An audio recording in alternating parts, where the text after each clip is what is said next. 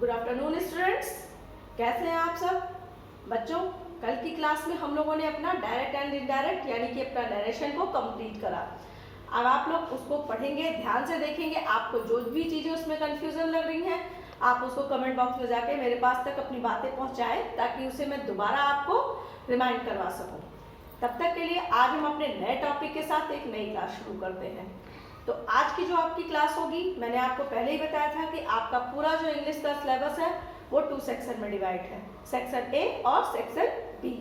अभी तक हम जो पढ़ रहे थे वो हमने सेक्शन बी की चीज़ें पढ़ी, यानी कि हमने 2 चैप्टर्स आपके फिगर्स ऑफ स्पीच में और आपका नरेशन वो हमने पढ़ा सेक्शन बी से। आज हम बात करेंगे सेक्शन ए की।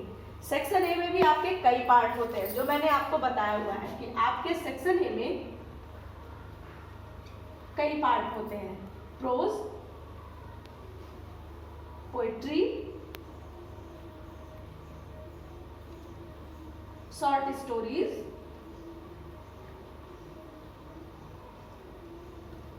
और एक प्ले जिसे हम जानते हैं the merchant of the Venice के नाम से। तो आज हम अपने इस सारे पार्ट्स में से सबसे पहला पार्ट जो आपका है प्रोज, इसके बारे में बात करेंगे। आपके लिए मैं बता दूं कि ये जो आपको मैं प्रोज के चैप्टर्स पढ़ाने जा रही हूँ ये सिर्फ 12th क्लास के लिए है। फर्स्ट ईयर के बच्चों के लिए मैं फिर उनका प्रोज का चैप्टर अगले वीडियो में अपलोड करूंगी।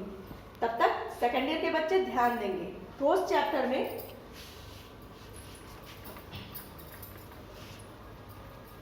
अब हम बात करेंगे अपने फर्स्ट लेसन की, यानी कि जो कुछ भी हमारे फर्स्ट लेसन में है वो क्या है। सबसे पहले हम लोग ये जानते हैं कि हमारे प्रोज के फर्स्ट लेसन का नाम क्या है।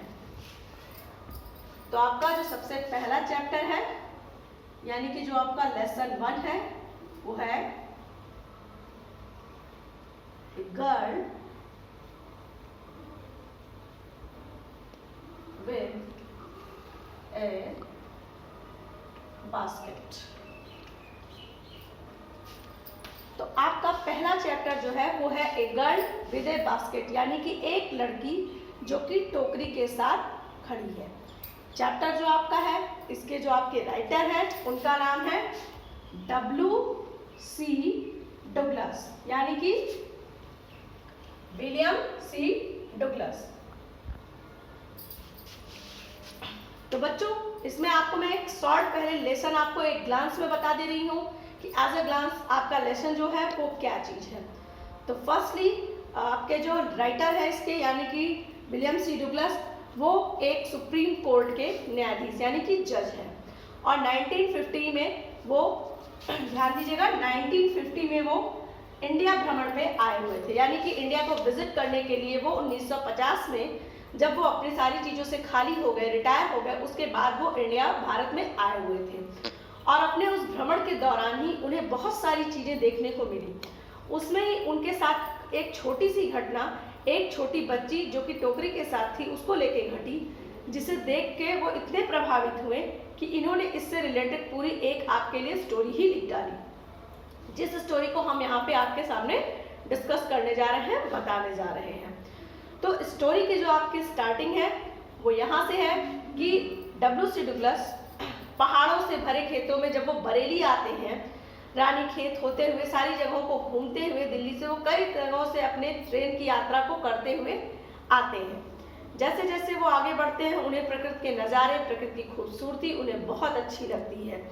वो एक एक करके सभी स्टेशंस पे रुकते हैं, देखते हैं और जैसे ही स्टेशन पे 2 मिनट के लिए भी कोई ट्रेन रुकती थी वो तुरंत उतरते और वहाँ पे आसपास लोगों को जानने समझने का मौका देखते थे।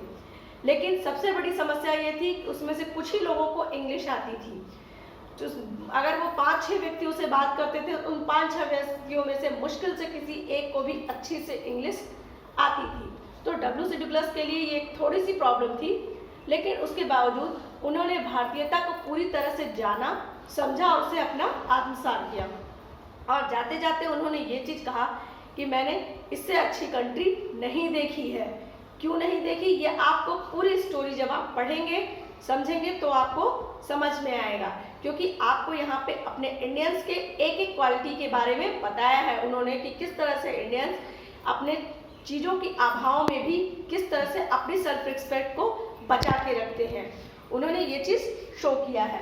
तो स्टोरी जो आपकी शुरू है वो यही है कि वो हर स्टेशन पे उतरते हैं और देखते हैं, लोगों से मिलते जुलते हैं, बातचीत करते हैं। वहाँ पे वो देखते हैं, उन्हें स्टेशन पे कई तरह के लोग मिलते हैं जो अपने अपने सामानों के साथ अपने यात्रियों सहयात्रियों से मिलते, बातचीत करते हुए घूमते हैं। वह लोगों से वहाँ के बारे में जानते हैं, समझते हैं, बातें करते हैं। इसी के साथ धीरे धीरे स्टोरी आगे बढ़ती है और फिर वो आगे बढ़ते हुए अपना बरेली, दिल्ली से बरेली की तरफ रवाना होते हुए वो धीरे धीरे ट्रेन से आगे बढ़ते हैं और एक जगह उनकी ट्रेन फिर रुकती है, जहाँ पर वह उतरते हैं। काफ़ी देर तक ट्रेन रुकती है, तो वो वहाँ जाके उतर के ये देखने की कोशिश करते हैं कि यहाँ पे मुझे कुछ लोगों से बातचीत करना चाहिए और इंडियंस के बारे में या इंडिया कंट्री के बारे में और भी जानकारी लेनी चाहिए। तो ये रही आपकी स्टार्टिंग एट अ ग्लांस। कल से हम स्टोरी को और आगे बढ़ाएंगे और आपको पूरी चीज़ें बताएंगे कि स्टोरी की क्या थीम है। तब तक के लिए थैंक यू।